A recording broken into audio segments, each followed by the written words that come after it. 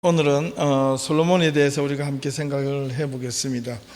솔로몬은 역대상 3장부터 2장부터 3장부터 나오는데 역대상하고 열왕기상하고 이렇게 섞여 있습니다.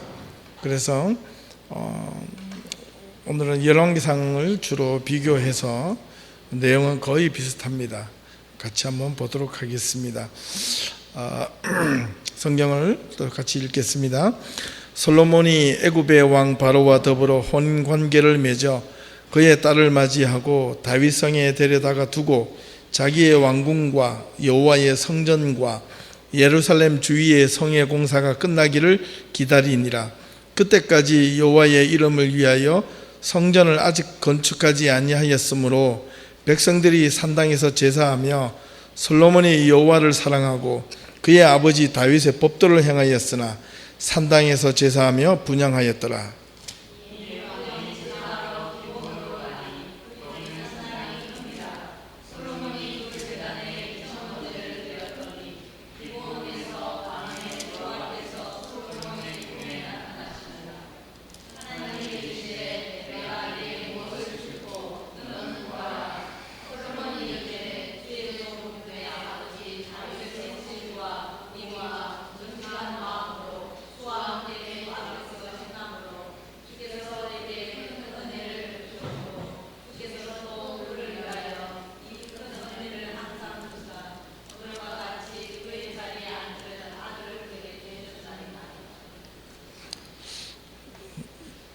잘 못 읽으세요.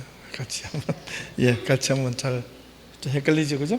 자, 나의 하나님 여호와여, 주께서 종으로 종의 아버지 다윗을 대신하여 왕이 되게 하셨사오나 종은 작은 아이라 출입할 줄을 알지 못하고 주께서 택하신 백성 가운데 있나이다.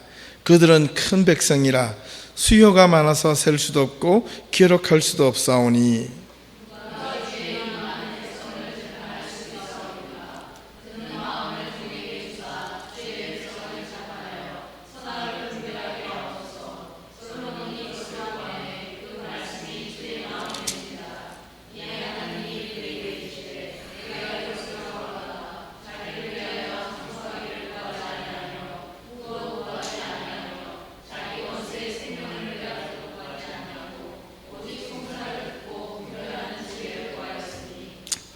정말로 솔로몬이 이럴까요?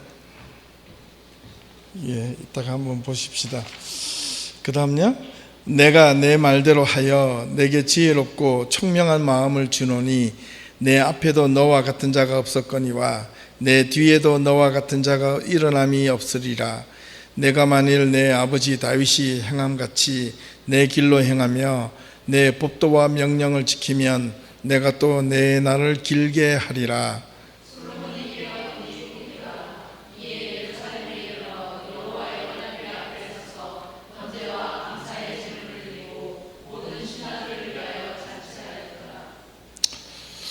솔로몬이 여호와의 제단 앞에서 이스라엘의 온 회중과 마주서서 하늘을 향하여 손을 펴고 이르되 이스라엘의 하나님 여호와여, 위로 하늘과 아래로 땅에 주와 같은 신이 없나이다.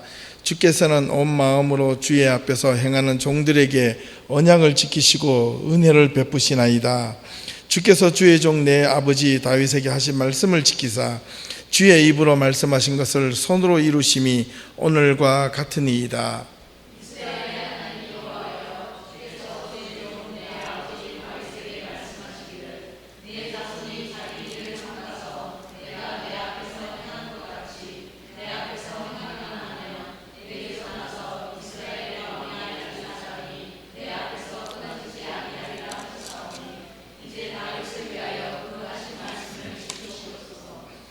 그런즉 이스라엘의 하나님이여, 원하건대 주는 주의 종 내 아버지 다윗에게 하신 말씀이 확실하게 하옵소서.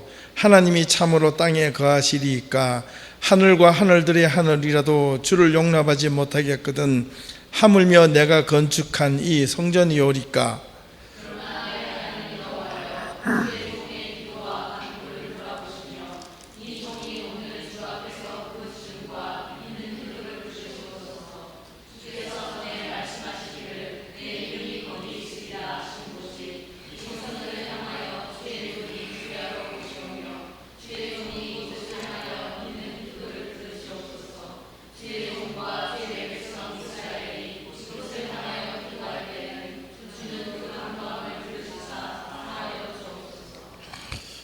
참 기도가 멋지죠, 그죠? 예, 솔로몬이 이대로만 살았더라면. 솔로몬이 여호와의 성전과 왕궁 건축하기를 마치며 자기가 이루기를 원하던 그 모든 것을 마친 때에 여호와께서 전에 기브온에서 나타나심 같이 다시 솔로몬에게 나타나사 여호와께서 그에게 이르시되 내 기도와 내가 내 앞에서 간구한 바를 내가 들었은즉 나는 내가 건축한 이 성전을 거룩하게 구별하여 내 이름을 영원히 그곳에 두며 내 눈과 내 마음이 항상 거기 있으리니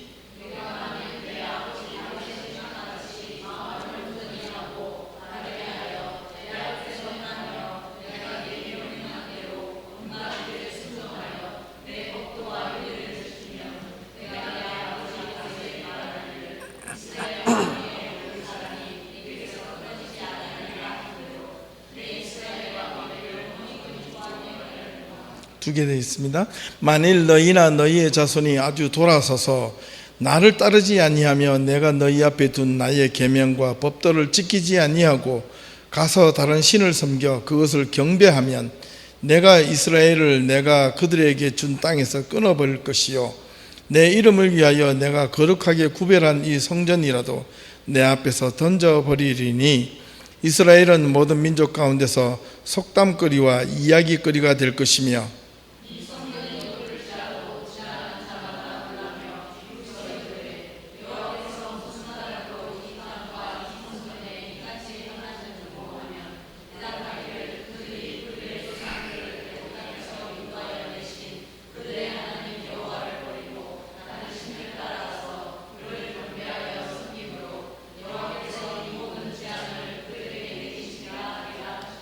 마지막입니다.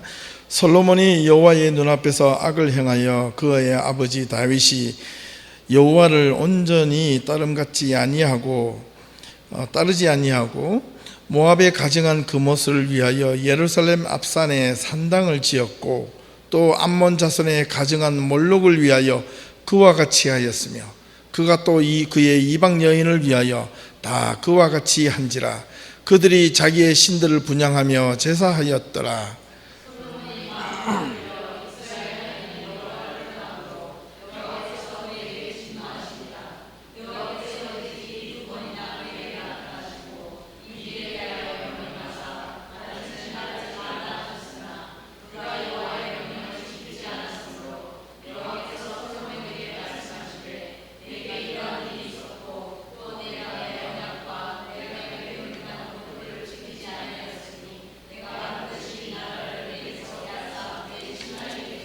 아멘.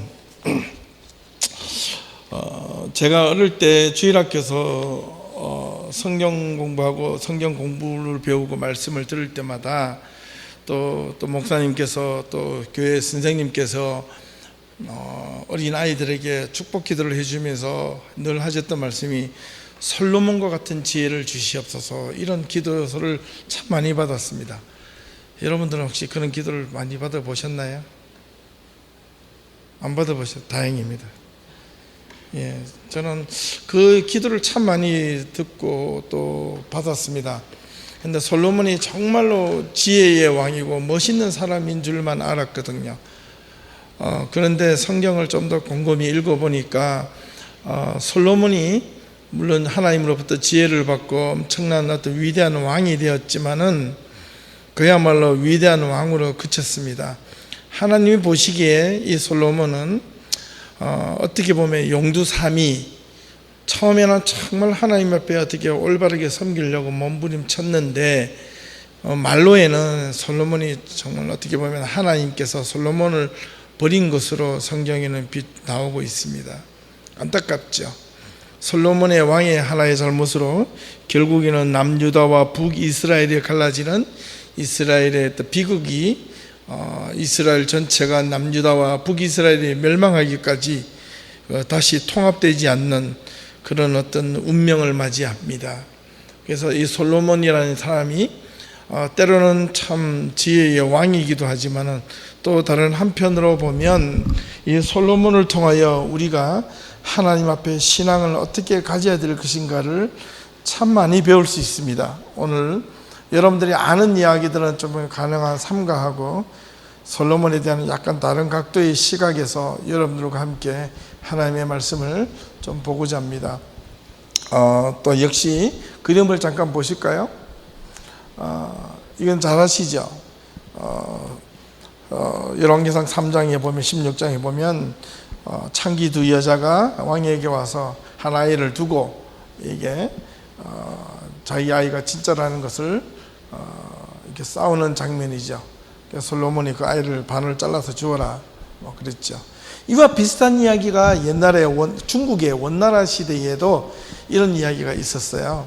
원나라에 어떤 한 정실 부인과 첩이 있었는데 누구야 자기 집 주인이 사람이 죽었습니다. 그래서 첩이 아이를 가졌었는데 정실 부인이 그 아이가 자기 이제 유산을 받기 위해서 자기 아이라고 이렇게 막 가져가려고 하니까 두 사람이 이제 뭐 포도청이나 이런 데 가서 소송을 걸게 되었습니다.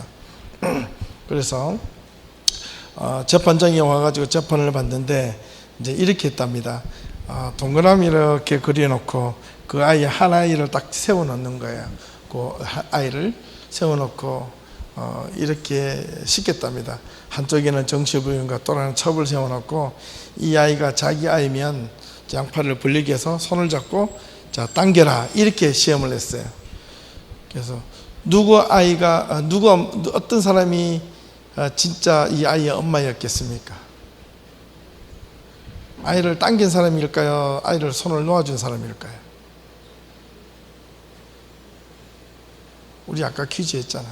유빈이가 맞췄는데 양쪽에 어린아이를 동그라미 원 안에 세워놓고 양쪽 팔을 벌리게 하고 정치부인과 첩이 손을 붙잡고 만일 니네 아이면 서로 손을 당겨라 이렇게 했거든요. 정실부인은 아이를 손을 당겼습니다.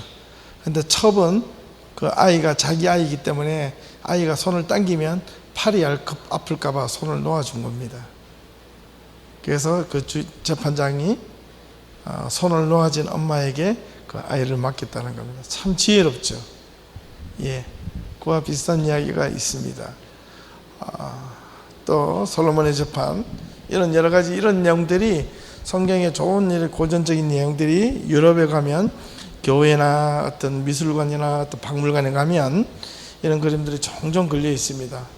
슬쩍 지나가시다 보면 잘 모르지만은 이렇게 그림 하나라도 열심히 보면서 지나가면 아주 성서적으로 좋은 그림들을 만나실 수 있습니다. 또 솔로몬이 그 유명한 그 지혜의 판결을 듣고 시바의 여왕이 솔로몬을 찾아와서 환대하는 장면입니다. 아마 이 장면은 이 그림은 솔로몬의 왕궁이겠죠, 그죠? 예. 또 이렇게 다른 각도에서 시바의 여왕이 어느 나라에 어디 지역이 있냐면 여기 이스라엘 예루살렘이 여기 있다면 시바가 이게 현재 이디오피아 지역인데요. 이디오피아 지역과 이 사우디아라비아의 남부 지방 이 전체를 차지하고 있는 게 시바의 왕국이었습니다. 그런데 수도는 이게 마리브라는 이 지역입니다. 이게 지금 사우디아라비아 반도의 남서쪽 끝에 여기 있었습니다. 시바 여왕이 이 먼 곳을 찾아와서 있다가 이렇게 돌아서 악숨에서 바다를 건너서 다시 마리브로 돌아갔다는 이야기가 있습니다. 시바의 나라가 이렇게 되어 있다는 것을 여러분 기억을 하시면 좋겠습니다. 이디오피아라고 하면 사실 이 수도는 여기에 있었습니다. 기억하시고요. 또 역시 시바의 여왕 솔로몬 하면 빠질 수가 없죠. 예. 솔로몬이 제일 먼저 왕이 되고 난 다음에 뭘 했느냐면 뭘 했겠어요? 솔로몬이 왕이 되고 난 다음에 제일 첫 번째 한 것, 예? 일천번제 뭐 때문에요? 일천번제가 뭡니까? 하나님 앞에 제사로 일천번제 제사를 드리러 간 것처럼 그 앞전에 사실요 솔로몬이 왕이 되고 난 뒤에 뭘 했냐면 숙청 작업을 먼저 했어요.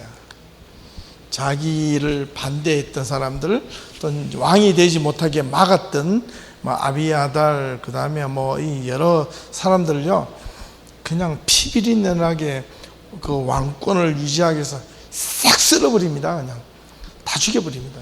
추방도 제사장 아비아달은 추방까지 시켜버리고, 그러고 나서 솔로몬이 1000번제를 드리러 예루살렘이 여기 있는데 기브온은 여기 있습니다. 이렇게 떨어져 있어요. 기브온 산당에 가서 1000번제를 드리는데, 우리가 이게 읽었습니다. 열왕기상 3장 1절 왕이 제사하러 기브온에 가니 거기는 산당이 어떻다? 큼이라.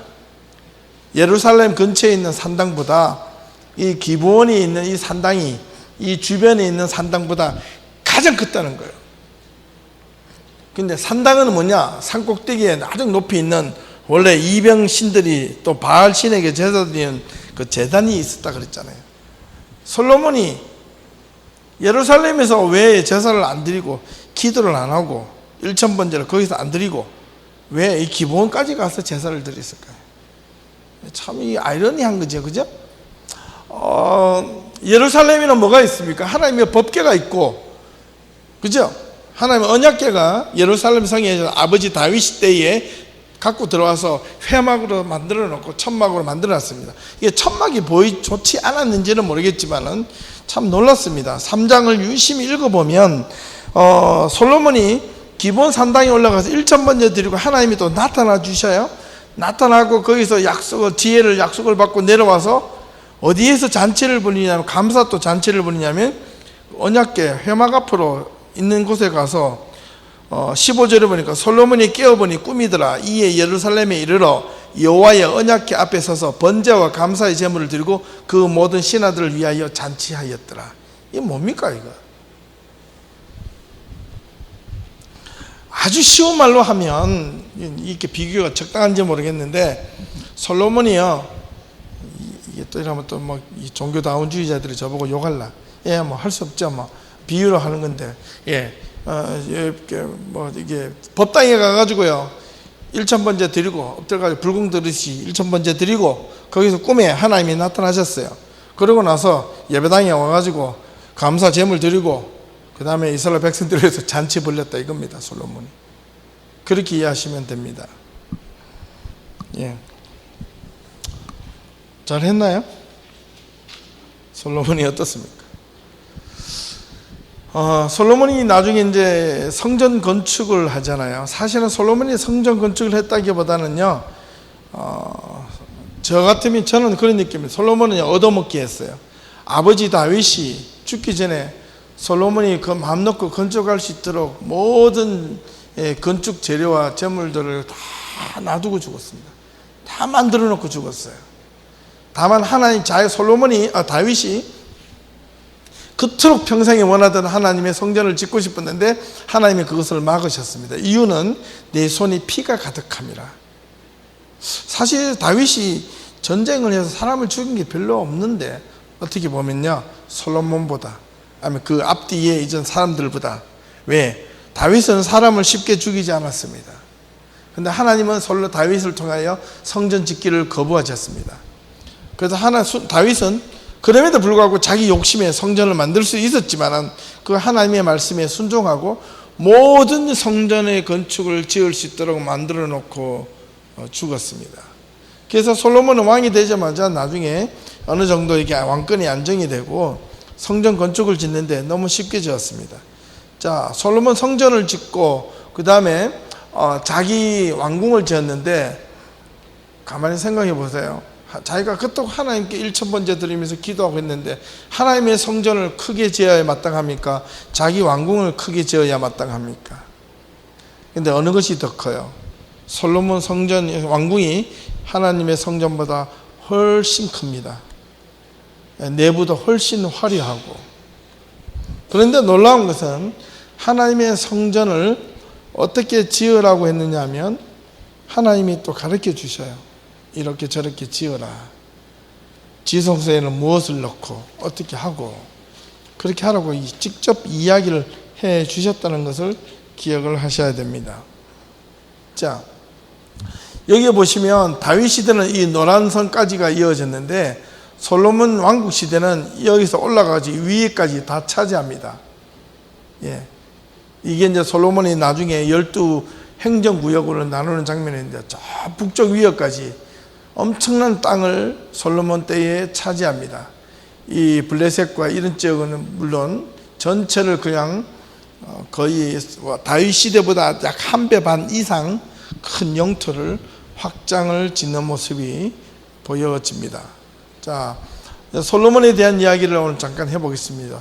이거 한번 읽으실 수 있겠어요? 우리 같이 공부하신 분들. 왼쪽 거. 알파벳만 공부하시면 다 읽을 수 있습니다. 다음에 우리 성경 공부하실 때 한 몇 주 동안 성경을 읽고, 그 다음에 히브리 성경을 여러분 같이 한번 읽으시죠.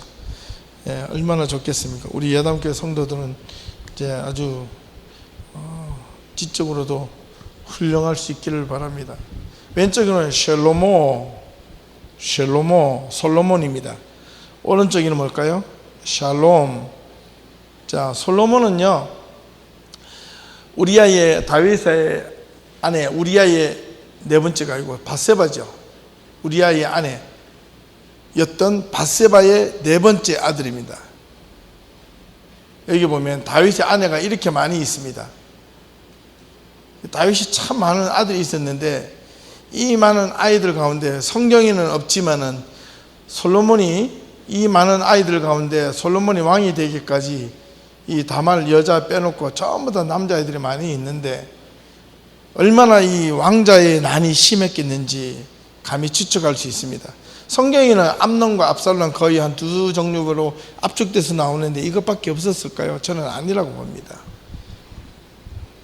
성경에 비록 없지만 수많은 어떤 암투들이 정말로 왕자의 난처럼 2조 초기에 이방원 그 다음에 그런 왕자의 난처럼 그런 내용들이 아마 다윗 말기에 있었다는 겁니다.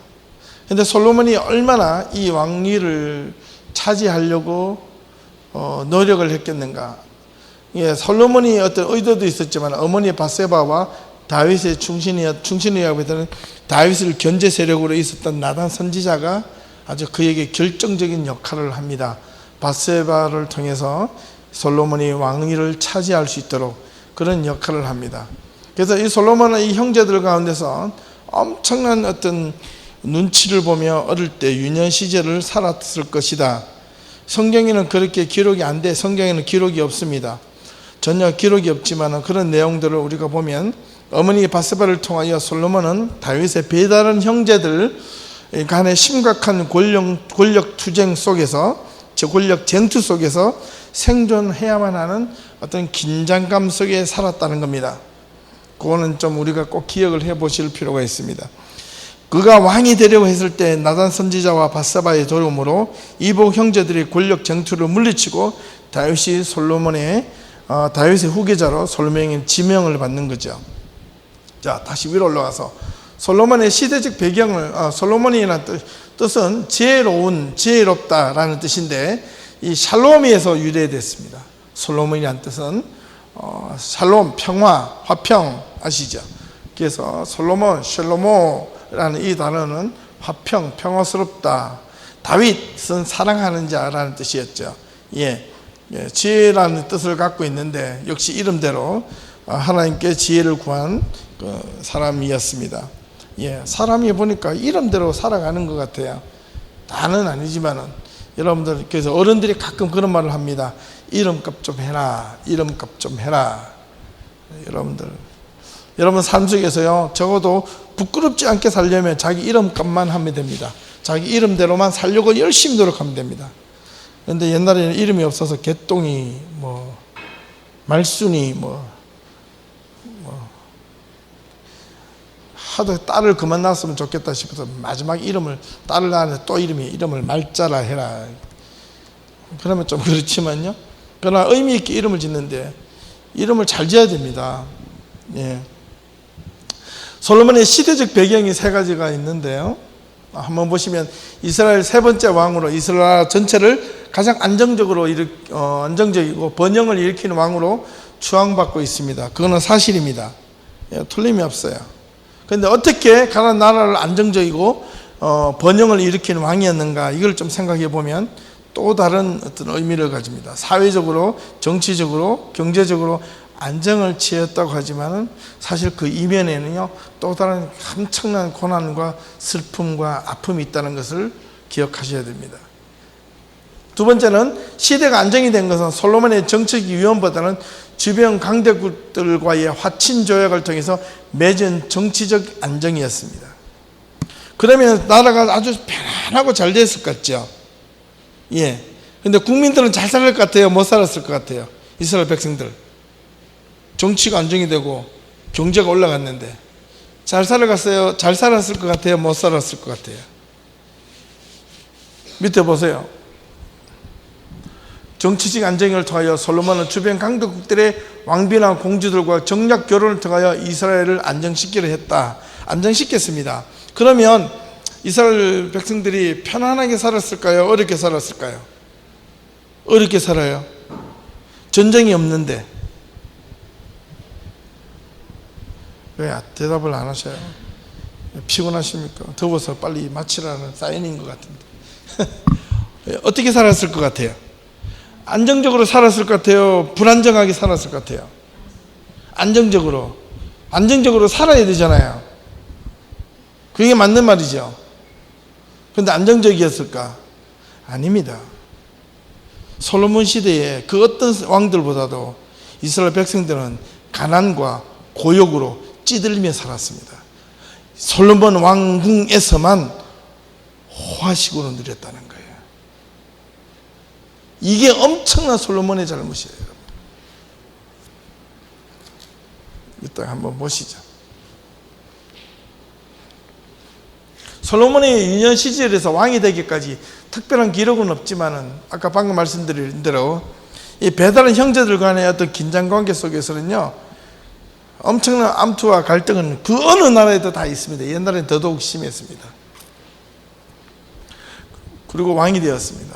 솔로몬의 업적을 보시면 나라를 매우 견고하게 다스렸습니다. 왕이 되자마자 아도니아를 죽여버리고 제사장 아비디아달, 이거는요 아버지에 대한 제사장이기 때문에 배려를 해주고 쫓아내버립니다. 그냥. 그리고 요압과 시므이 이 장군들을요 다윗의 아주 충신이었던 요압 장군이었는데 이게 반기를 듣자마자 이런 사람들을 아주 차례대로 완전히 피비린내난 첫 번째 숙청 작업을 다 해버립니다. 그러고 나서 왕권을 딱 장악을 합니다. 그러고 나서 나라를 지혜로 다스리며 최강국으로 만들었다.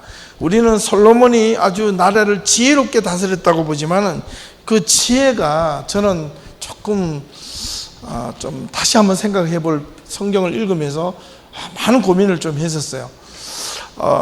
최대의 영토, 최대의 부, 최대의 안정을 누렸던 이 솔로몬 시대의 왕국. 그러나 또 다른 이면을 보면 하나님의 성전을 건축했던 위대함도 있습니다. 사실 이것도 아버지가 다 만들어 놓고 죽었거든요. 그냥 그저 먹기. 처음에는 하나님의 중심주의로 신앙에 기초하며 역대상을 보면 그런 내용들이 많이 나옵니다. 성전 건축 장소를 예루살렘 모리아산에 올리라 했고, 성전 건축 후에 하나님께 봉헌하면서 하나님께 진실로 이스라엘 백성들을 위한 간구가 있는 것처럼 오늘 우리가 읽은 것 중에 하나가 있습니다. 이스라엘 백성들이 먼 나라에까지 있거든. 이 성전을 건축하고 나서 먼 나라에 가서도 이스라엘 백성들이 예루살렘 성전을 향하여 손을 높이 들고 기도하면 하나님은 그 자들에게까지 기도를 응답하여 달라고 기도합니다.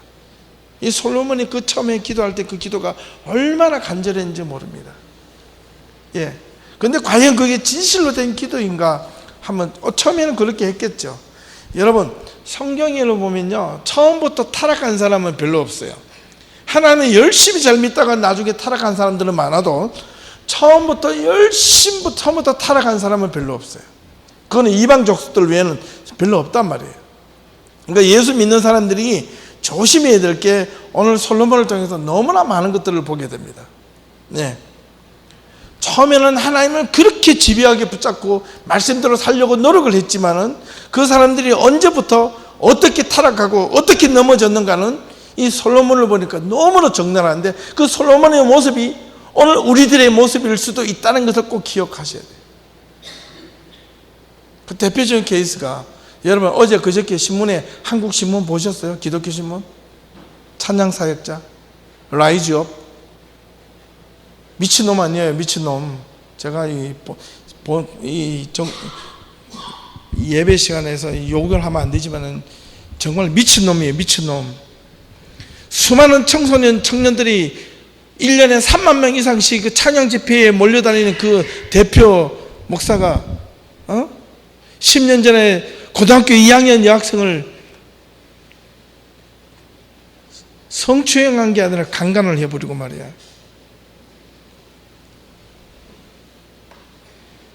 저는 그 모습을 보고 막 분노가 일어났어요, 정말.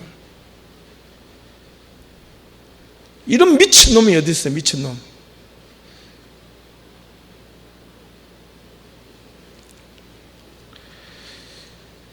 이제 교회가 절망적이에요. 정말로 절망적이에요.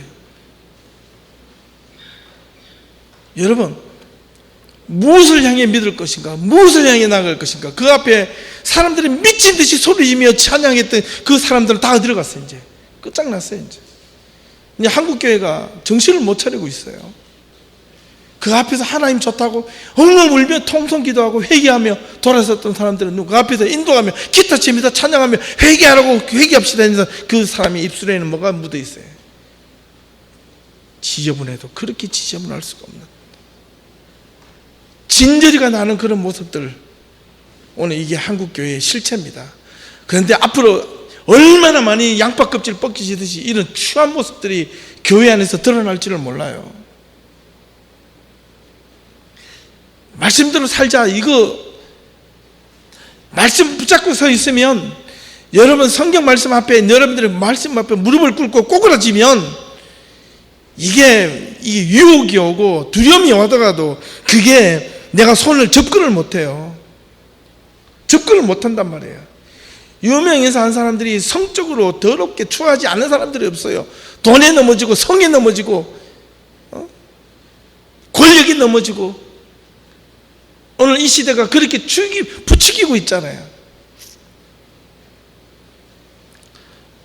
저는 그래서 오히려 교회가 작은 게 어떨 때 하나님한테 진짜 감사해요. 야, 그렇기 때문에 아직도 내가 못난 놈이구나. 그래서 하나님 앞에 매달릴 게 있구나. 지난주에 제가 어떤 그 인터넷 기사를 봤는데, 미국의 빌라델비아 쪽에 어떤 목사님께서 10년 만에 2,000명을 개척을 했던 그 목사님, 위대한 목사님이, 미국의 그 위대한 그 목사님 한 분 계셨는데, 그 목사님이 10년 만, 15년 만인가요? 그 목에 손을 틀고 나왔습니다. 나와가지고 60명 되는 교회를 좀 하고 있는데 너무 행복하대요. 뭐라고 했냐면, 내가 2,000명 될 때는 몰랐는데 60명 됐고 나니까 내가 진짜 꿈꿨던 게 보이더라. 우리 교인들 가정에 숟가락 몇 개, 아이들 갖고 있는 문제가 뭐고, 목회자가 그거를 다 알 수 있다는 게 얼마나 감사한지 모르겠다. 그 이야기를 하더라고요. 옛날에는요, 옆집에 사는 사람들도, 옆집에 사는 사람이 집안에 문제가 무엇이고 소리만 나도, 아, 저건 오늘 또 남편과 싸운다, 애하고 싸운다, 기분이 좋다 안 좋다, 이거 다 알았대요. 근데 요즘에는 그게 없어요. 이 아파트 문화가 사람과 사람 사이의 관계를 단절시키고, 현대 문화가 사람과 사이에 보이지 않는 장벽을 다 만들어 놓는 거 아십니까? 그죠? 요즘에 보니까 미친듯이 저보다 포켓몬 잡으러 난리를 치게 해요. 주일날도 포켓몬 잡으러 간다네, 요즘에 아이들이. 예, 평상시에 바쁘니까 이 직장인들이 포켓몬을 못 잡아가지고. 제가 우리 저기 어야 됩니까? 어디야? 클락 위에 그 뭡니까? 어디에 뭡니까? 예? 센터에 있는 그 월마트 가니까요, 그 월마트 안에 포켓몬 몇 마리? 10마리 잡으면 1센트 까준다네. 포켓몬, 이거 월마트 안에 포켓몬 10마리 잡아가지고 보여주면 1센트를 디스카운트 해준대. 광고가 붙어놨어요. 요즘 그런 시대야, 여러분.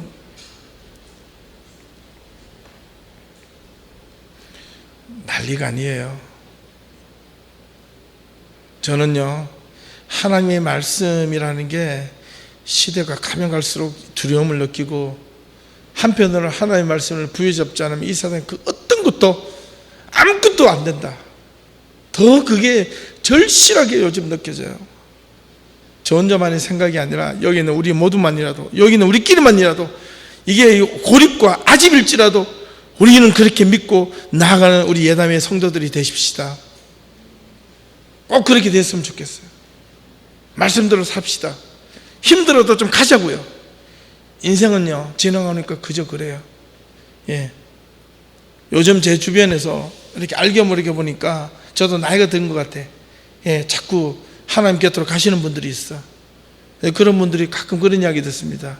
돌아가시는 분들 이야기 들으면 눈을 감으면 다시 못 뜰 것 같으면 두렵대. 잠을 안 자고 싶대. 못 잔대. 감으면 못 뜰 것 같아서. 근데 왠지 모르게 저도 가끔 그런 생각이 들어. 벌써 그런 나이가 되었구나. 아직 멀었지만. 여러분, 하나님은 언제 우리 인생을 맘만 먹으면 언제든지 데리고 갈 수 있어요. 그렇기 때문에 오늘 하루를 충실하게 살고 열심히 살고, 남들은 트릭과 반칙을 쓰더라도 우리가 좀 없이 살아도 굴하지 말고 살자고요. 정직하게 살자고요. 엊그저께 제가 다시 미국에 잠깐 갔다 오면 있는데 한별이가 메시지가 왔어요. 파트타임이지만 취직됐다고. 축하해요. 정말 축하해요. 너무 기뻤어요. 예, 내가 거기서 막 춤을 췄다니까. 예. 예배 꼬박꼬박 참석하고 평일날 열심히 공부하고 자기 할 일 충실하게 하는 사람들이 하나님 그저 버리지 않으신다는 것, 우리의 작은 모습으로 보여주자고요. 우리가 교인수가 작아도 우리가 끝까지 살아남는 걸 한번 보여주자고요.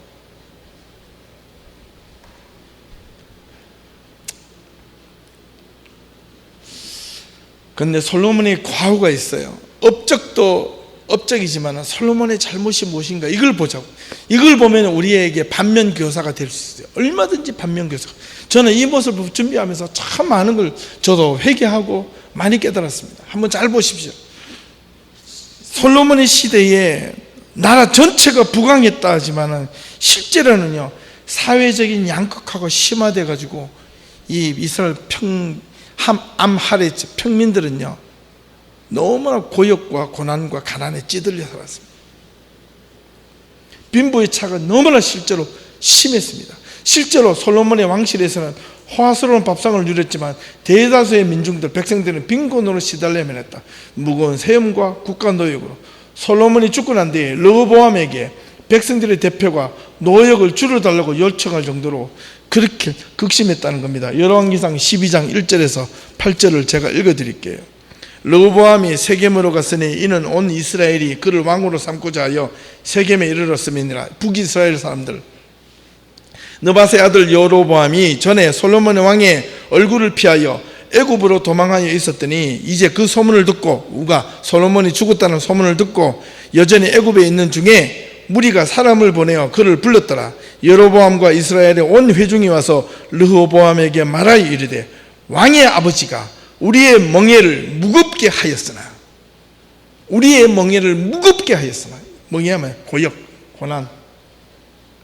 왕은 이제 우리 왕의 아버지가 시킨 고역과 매운 무거운 멍에를 어떻게 해달라? 가볍게 하소서. 그러면 당신이 우리의 왕이 되겠습니다. 이렇게 요청을 해요. 솔로몬이 얼마나 이 이스라엘 백성들을 쥐어짰는지 알 수 있습니다. 이게 잘한 것 같죠. 이스라엘 백성들의 솔로몬 때에 나라 전체는 건강했지만 돈 많은 사람들만 잘 먹고 잘 사는 게 오늘 지금 우리 한국의 모습은 똑같아. 있는 사람들만 다 배부르고 왕궁에서 호화잔치 부리고, 정실 부인만, 솔로몬의 아내만, 정실 아내만 700명이야. 그리고 첩이 300명이야. 이스라엘 백성들은 굶어 죽어가는 사람이 많고 고역과 고난과 괴로움으로 쩔쩔 매고 있는데 솔로몬의 아내는 700명이고 첩이 300명이야. 이런 이야기 해도 될는지 모르겠지만 한번 해볼게요. 솔로몬이 1번부터 700번까지 하루에 하루씩만 돌아가면서 자도 700번째 정실 부인은 700일을 기다려야 돼. 남편 한 번 만나려면 2년 이상을 기다려야 돼. 이게 뭐야 이게?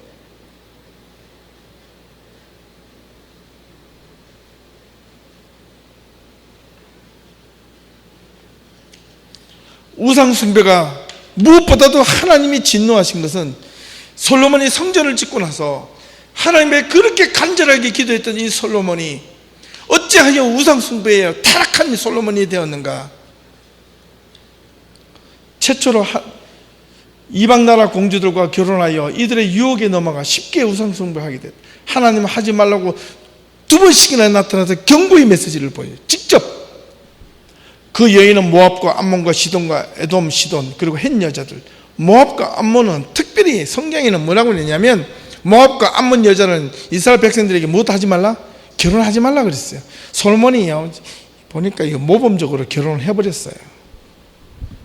또 창세기 열왕기상 3장 한번 잠깐 보시면 3장 1절에도 보면 솔로몬이 처음에 결혼을 누구랑 하느냐면, 누구랑 결혼하냐면, 그 앞절에는 솔로몬이 누구랑 결혼한 이야기가 안 나와요.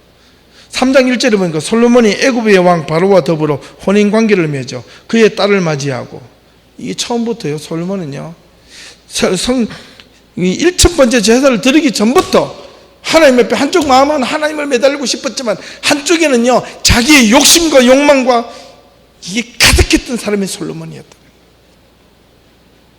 이 결혼을요,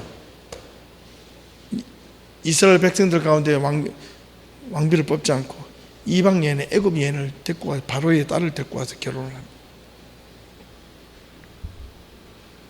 700명의 아내와 300명의 첩을 거느린 백제의 의자왕과 비교할 만한, 백제의 의자왕은 궁녀만 3,000궁녀인데 내가 알기로 정실 부인은 700명은 아니었던 것으로 알고 있습니다.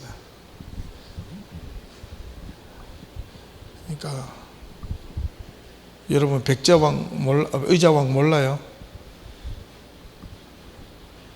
모르는 것처럼 보이는데 몰라요? 안 배웠어요? 역사 시간에? 내가 보니까 한 2, 3년 있다가 우리 청년들 한국으로 유학을 좀 보내야 되겠다. 예? 예. 한국 우리 뿌리 찾기 해가지고 정말 기행을 한번 해야 되겠다. 예, 꼭 한번 해야 되겠어요.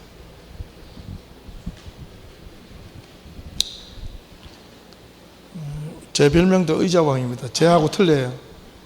이게 농담이고. 솔로몬의 나이가 많아지면서 그들의 게임에 빠져 이방 신까지 섬기는 비극을 맞이하게 되는데, 시돈 여인 아스다로 암몬 신 밀곰을 섬기고 야훼를 마음에서 떠났다. 성경은 분명히 기록하고 있습니다. 이 신들이요, 특히 암몬과 모압, 그 다음에 아스타롯, 이런 신들은 밀곰 뭔지 아시죠? 어린아이를 산채로 제사를 드리는 것 우리 배웠잖아요. 산제사로 어린아이를, 살아있는 채로 어린아이를 뜨거운 그 신상의 동상 철, 그죠? 거기다 불을 달고 가지고 아이를 올려가지고 태워버리는, 산채로 태워버리는 그 제사가 이 밀곰과 암몸이 드리는 그런 제사 방법이잖아요. 그걸 솔로몬이 섬겼다고 하니까, 마음은 아닐지라도 섬겼다고 하니까 성경에는 분명히 솔로몬이 마음에서 여호와를 떠났다 이렇게 분명히 기록하고 있어요. 열왕기상 9장에 보면 참 너무나 그런 내용들이 너무나 많이 있습니다. 11장, 예.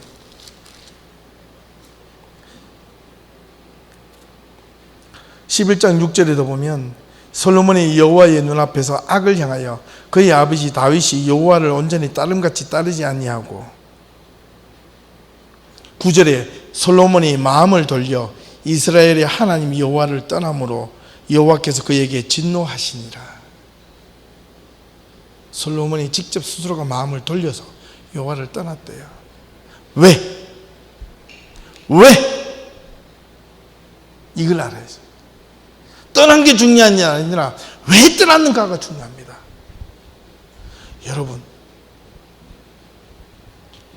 여러분들도 때로는 교회를 떠나고 싶고 내가 신앙으로부터 떠나고 싶을 때가 있을 겁니다. 떠나는 게 중요한 게 아니라 왜 떠나는가가 중요해요.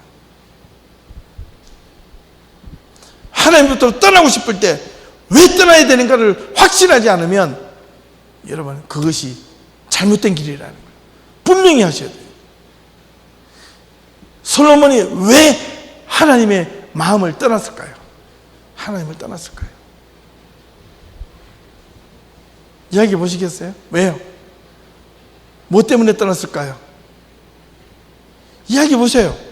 누가 한번 이야기해 보세요. 왜 솔로몬이 하나님의 여호와를 떠났을까요? 여인들 침박폭 속에서 다르게 또 이야기하면 또요. 네, 이야기해 보세요. 괜찮아요.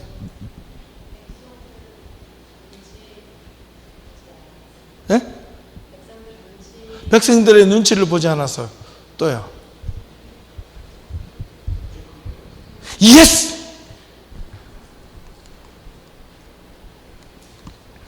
하나님을 찾을 이유가 이제 없거든요. 솔로몬에게 뭐가 부족합니까? 여자가 부족합니까? 재물이 부족합니까? 지금 나라가 불안합니까? 방금 이야기했던 대로 이방 여인들의 꾀임에 노력하고 그 속에도 지금 헤매고 있어요. 귀가 가리워져 있어요. 그리고 또 뭐 백성들이 잘못 살고 못 살고 굶주려 있다는 소리를 보지를 못해요. 왜? 왕궁에 갇혀 있으면 그렇다니까. 백성들은 물으면 밑에 잘못된 신하들이 괜찮습니다. 잘 먹고 잘 삽니다. 왕이시여 만세를 누리시옵소서 이렇게 부르면요, 왕은요 이제 정말 그런 줄 알아요. 그러나 나라가 위기가 생기고 고난이 오고 절망이 올 때 솔로몬이 어찌 700명의 여자를 누릴 수 있고 부귀 영화를 그렇게 떵떵거리며 맨날 화소한 밥상을 누릴 수 있을까요? 못 누리죠.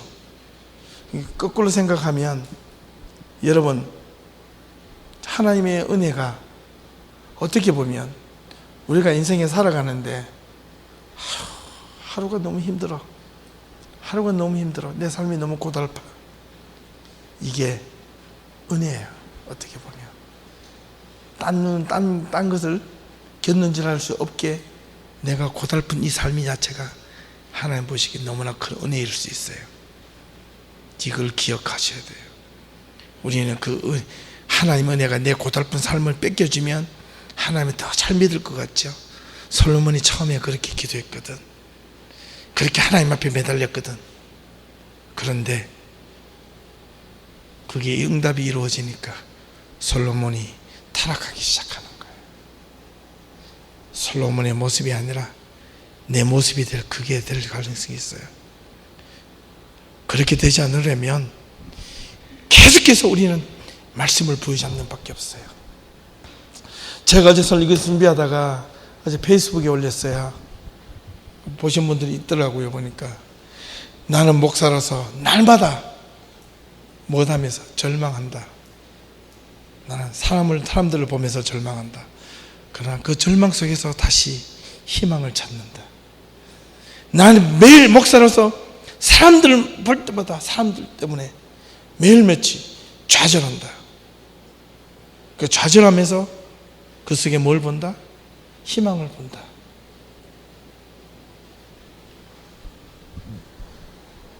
내가 좌절 가운데 일어설 수 있고 절망 가운데 다시 희망을 찾고 소망을 찾을 수 있는 것은 그거는 내 힘이 아니다. 내 힘이 아니다. 무엇이냐? 뭔가가 나를 뒤에서 꽉 붙잡고 있는 것이 있다는 걸 느끼기 때문에 그 힘이 나를 일어서게 한다. 그거는 오직 말씀밖에 없다. 말씀이 나를 부여잡고 있는 걸 느끼기 때문에 내가 딴짓을 하려고 해도 할 수가 없다는 거야.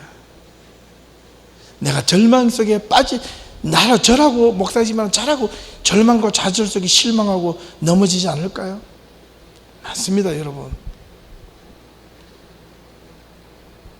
여러분들도 저보다 더 많이 넘어지고 실망하고 좌절하고 포기하고 싶을 때 많을 거예요.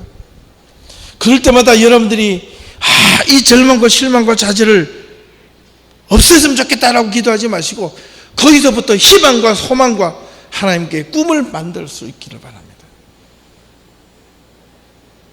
그때 하나님은요 반드시 그때 함께 하신다는 거예요.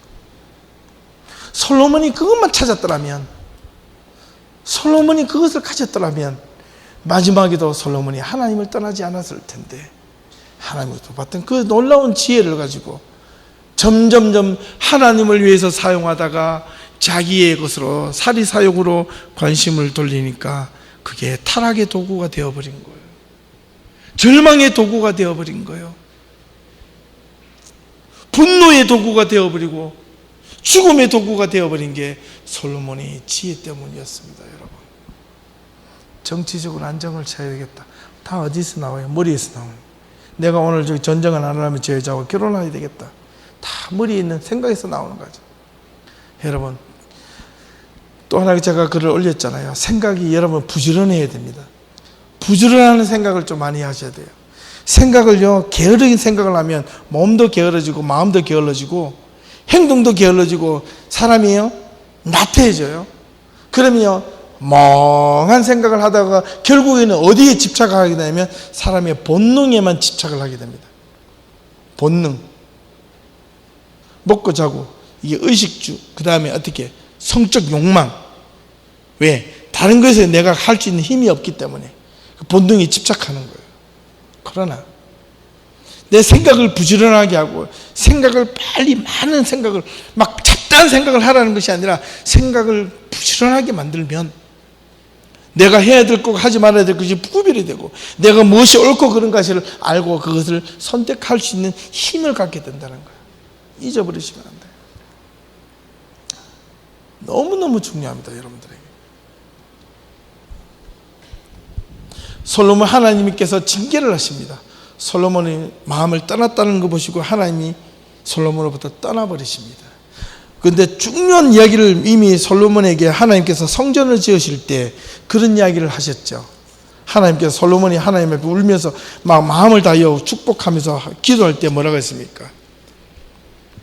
여호와께서 그에게 이르시되 내 기도와 내가 내 앞에서 간구한 바를 내가 들었은즉, 열왕기상 9장 23절, 나는 내가 건축한 이 성전에 거룩하게 구별하여 내 이름을 영원히 그곳에 두며 내 눈길과 내 마음이 항상 거기에 있으리니, 마음과 내 눈길이 거기에 있겠다. 그게 들어오는 것이 아니라, 그러나 내가 만일 내 아버지 다윗이 행한 같이 마음을 온전히 하고 바르게 하여 내 앞에서 행하며 내가 내게 명령한 대로 온갖 일에 순종하여 내 법도와 율례를 지키면, 내가 내 아버지 다윗에게 말하기를 이스라엘의 왕위에 오를 사람이 내게서 끊어지지 아니하리라 한대로 내 이스라엘의 왕위를 영원히 경고케 하려니와, 만일 너희나 너희의 자손이 아주 돌아서서 나를 따르지 아니하며 내가 너희 앞에 둔 나의 계명과 법도를 지키지 아니하고 가서 다른 신을 섬겨 그것을 경배하면 내가 이스라엘을 내가 그들에게서 준 땅에서 끊어버릴 것이요 내 이름을 위하여 내가 거룩하게 구별한 이 성전일지라도 내 앞에서 던져버릴 것이다. 정말로 무서운 일. 여러분, 이거는요 모든 교회가, 모든 성도들이 귀담아 들어야 될 이야기입니다. 아시겠어요? 여러분들이 하나님의 사람 크리스천으로서 되기로 결단하면 죽이 되든 밥이 되든 일단 무조건 가야 됩니다. 그렇게 가야 돼요. 그게 믿음이에요. 내 인생은 밥이 되고 싶은데 내 인생은 때로는 꼬들밥이 되기도 하고 내 인생은 때로는 죽이 되기도 하고 때로는 내가 밥을 너무 많이 불을 떼어서 새까맣게 다 타버린 내 인생이 될지라도 계속해서 내 그릇에다가 밥을 지어야 된단 말이에요. 그게 믿음이라는 거예요. 이렇게 하다가 안 되고 저 사람에게 귀에 속 깔리고 이렇게 하다가 넘어지고 저리 가도 훅 빠지고, 그렇게 하면 여러분 인생이 결국 마지막에는요 어쩌면 솔로몬처럼 나락에 빠질지도 몰라요.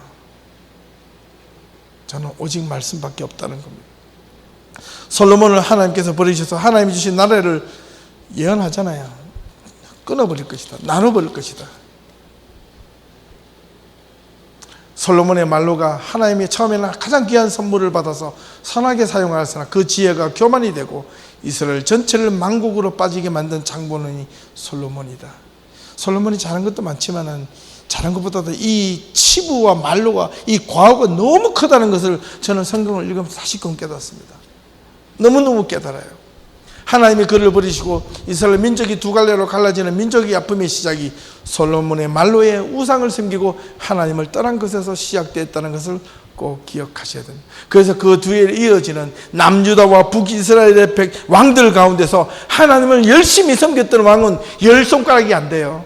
전체가 한 30몇 명의 왕들 가운데서 하나님을 열심히 섬겼던 왕은 10손가락이 안 된다니까. 30%가 안 돼요. 이스라엘 왕들이. 얼마나 비극적입니까 이게. 너무너무 가슴 아프죠. 솔로몬의 생애를 통해서 우리가 배울 점이 이게 한 5가지인데 한번 쭉 보시면 되겠고, 그 중에 한 가지만 본다면, 이스라엘 백성들은 솔로몬이 이스라엘에서 가장 큰 땅과 번영과 안정을 취했음에도 불구하고 다윗보다 인정받지 못하는 이유는 무엇인가? 그 어떤 나라들보다 부귀영화를 누렸다고 여기에만 포커스가 우리가 많이 들었지만 솔로몬의 치부에 대해서는 전혀 듣지 못했어요. 이스라엘 백성들은, 지금도 이스라엘 사람들은 솔로몬보다도 다윗을 최고로 칩니다. 왜? 그리고 솔로몬에게 가장 치명적인 취약점이 있다면 무엇인가? 솔로몬에게 유혹과 타락은 어디서 시작되었는가? 우리의 삶과 비교해 볼 때 우리의 삶의 유혹도 타락도 어디에서 시작될 수 있는지 한번 생각해 보셔야 됩니다. 솔로몬의 인생 전체를 통하여 솔로몬의 부귀영화는 의미 있는 것인가? 아니면 그의 인생의 타락의 도구가 되었는가? 우리는 무엇을 이 땅에 바라며 살고 있는지 들어보자. 그래서 솔로몬이요, 마지막 말년에 솔로몬이 지었다고 하지만은 솔로몬의 작품 중에 가장 위대한 작품이 하나 있죠. 기억나십니까? 성경 가운데 전도서. 그럼요. 전도서 1장 1절이 뭐예요? 헛되고 헛되고 헛되니, 헛되고 헛되고 모든 것이 헛되도다. 자기 이야기를 하는 거거든요. 예, 아무런 의미 없다는 거예요. 온갖 부귀영화를 차리고 700명의 아내가 있고 300명의 첩이 있다는들 그게 무슨 소용인가? 인생은 헛되고 헛되다. 헛되다라는 거 히브리어 아시죠?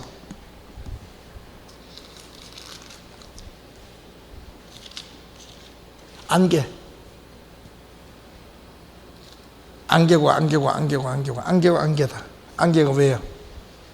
아침이라면 좀 있으면 없어지는 거잖아요. 그럼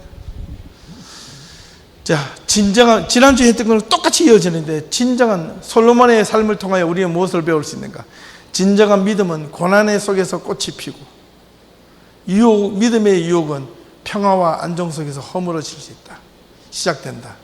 이게 다윗과 솔로몬의 지난주에서 공통점이, 믿음의 유혹은 평화와 안정. 솔로몬이 전쟁 가운데이지만 그래도 그 나라가 조금 안정됐을 때 다윗이 우리아를 최전방에 전쟁하러 보내놓고 다윗은 자기가 왕궁에서 뭘 봤어요? 바세바를 쳐다보면서 유혹이 왔죠.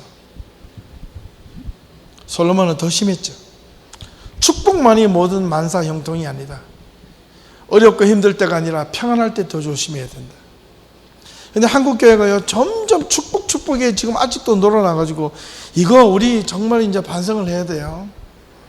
축복보다 하나님의 말씀 앞에 똑바로 서는 이 훈련을 더 많이 해야 된다는 거 우리 잊지 말으셔야 됩니다. 우리 예담교회 성도들은 정말 여기에 정말 좀 큰 의미를 좀 뒀으면 좋겠어요.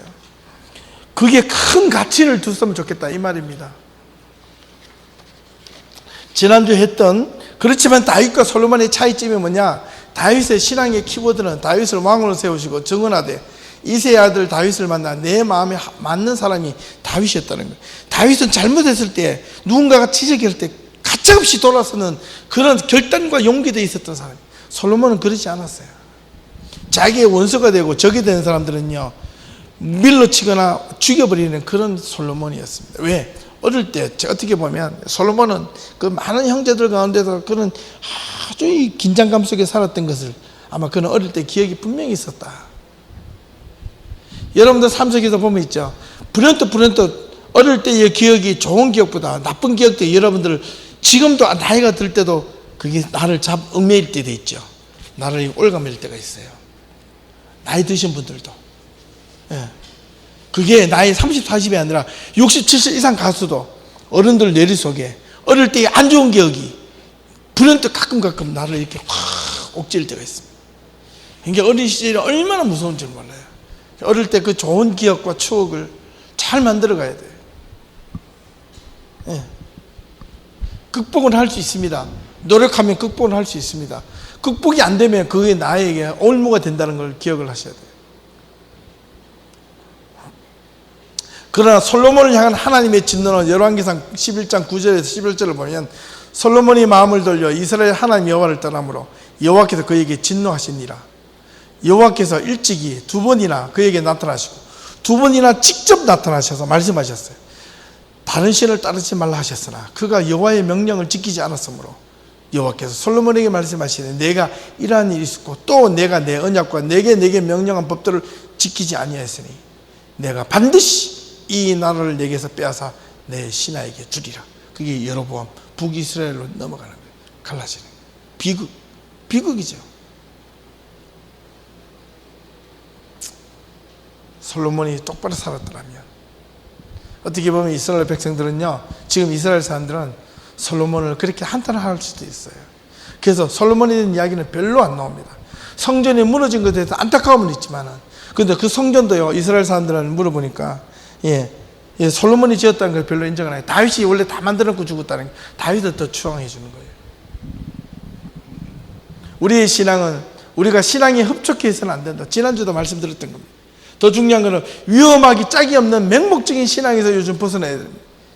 이게 뭐냐? 요즘 청소년들에게 가장 이게 감각적으로 매달리게 만드는 이 신앙, 아까 처음에 서두에 시작했지만 이 특별히 이 찬양 집회 같은데 이런데 아이들을 보내가지고 뭐 변화받게 하고, 저는 그래서요 코스타도 안 보내잖아요. 우리 교회 작년에 뭐 간다 그래서 억지로 보냈지만은 결과가 안 좋아요. 갔다 오면 삶이 안 바뀌는데 그거 가서 또 이상한 시험도 들고 온 사람들이 얼마나 많은데, 쓸데없는 짓 하지 말고 자기 교회에 있을 때 주일날 평상시에 정말 신앙으로 삶을 열심히 살려고 노력해보면 그게 뭐가 필요했어요? 말씀이 우리가 하나님 앞에서 우리가 평상시 열심히 사는데, 여러분 여행을 하다 보면 집이 얼마나 좋은지를 몰라요. 그죠? 아무리 좋은 호텔에 막 몇 박 한 달 두 달 있어도요, 이 집이 엉망이라도 내 집에 들어오면요, 그래 내 집이 최고야. 집이 싫으면 빨리 여행을 한번 떠나세요. 돈이 없으면 걸어서 2박 3일 계속 걷다가 돌아와 보세요. 배고프고 경험해서 집에 딱 들어오면 내가 미쳤지 이런 여행하고는 딱 생각날 겁니다. 집이 최고 좋아요.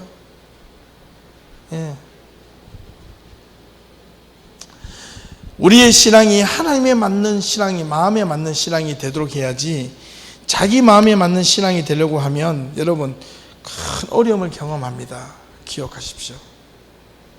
하나님의 마음에 맞는 신앙생활을 할 수 있는 우리 예담의 성도들이 되기를 바랍니다. 제가 너무 막 윽박질렀나요? 반응이 없네요. 여러분 하나님의 마음에 맞는 신앙인들이 우리 예담교회 모든 성도들이 되십시다. 아멘. 그죠? 북이 영화냐 하나님의 말씀대로 순종이냐, 뭐가 먼저입니까? 신앙이 없는 사람들은, 신앙이 얕은 사람들은 그래도 북이 영화 찾습니다. 직장 못 구했다, 취직 안 됐다, 결혼을 못 한다, 아직 경제적으로 어렵다, 여기에만 붙잡고 하나님 앞에 매달리면요, 그 문제가 해결이 되면 하나님을 버릴 수 있어요. 그러나 경제가 어렵고 삶이 어렵고 문제가 어려웠을 때 하나님 이거 붙잡고 내가 하나님 앞에 더 가까이 가겠습니다 고백하면 이 문제가 해결이 돼도 하나님은 변함없이 신뢰한단 말이에요. 아시겠죠? 변함없는 하나님을 붙잡자고요. 그게 저와 여러분들이, 이 예담교에 있는 성도들이 반드시 해야 될 사명이에요. 사명.